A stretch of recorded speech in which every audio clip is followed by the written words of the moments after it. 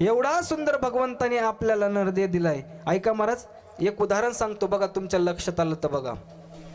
एका 80 वर्षाच्या बाबाला दवाखान्यामध्ये ऍडमिट केलं महाराज. कशासाठी? हृदयाचं ऑपरेशन. नीट ऐका बरं का, तरच कीर्तन कळेल. एका 80 वर्षाच्या बाबाला दवाखान्यामध्ये ऍडमिट केलं. कशासाठी? हृदयाचं ऑपरेशन करण्यासाठी.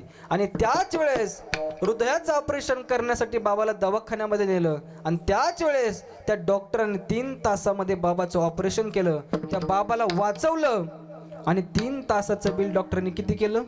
8 लाख रुपये केलं. किती बोला महिला मंडळ, किती केलं?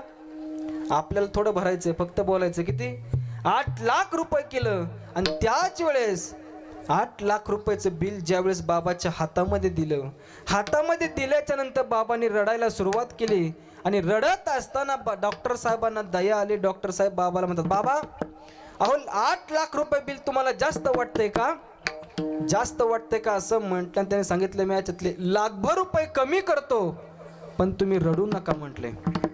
रडू नका असं म्हटलं. त्यांच्या लक्षात आलं. त्याच वेळेस बाबांनी सांगितले, डॉक्टर साहेब तुम्ही 8 लाख काय, 10 लाख काय, 12 लाख काय, 15 लाख रुपये जरी तुम्ही बिल केला असतं तर मी तुम्हाला आनंदानं दिलं असतं. मग बाबा तुम्ही रडताय कशासाठी? रडताय कशासाठी असं म्हटलं. त्यांनी सांगितलं, डॉक्टर साहेब तुम्ही माझं 3 तास हृदय सांभाळलं, त्याचं तुम्ही 8 लाख रुपये बिल केलंय.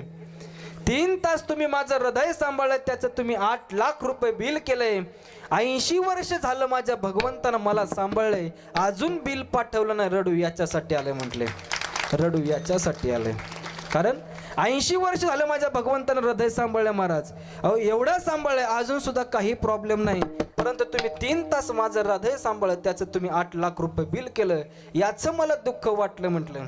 परंतु एवढंच जर नसेल महाराज, जर आपल्या गावामध्ये सप्ताह होत असेल तर आपल्याला सुद्धा काहीतरी देणं लागतं महाराज, का नाही? काहीतरी देणं लागतं. जर तुम्ही महाराज इथं नाही दिलं तर नांदेडला हॉस्पिटलला नक्की भरावं लागते. विठ्ठल विठ्ठल.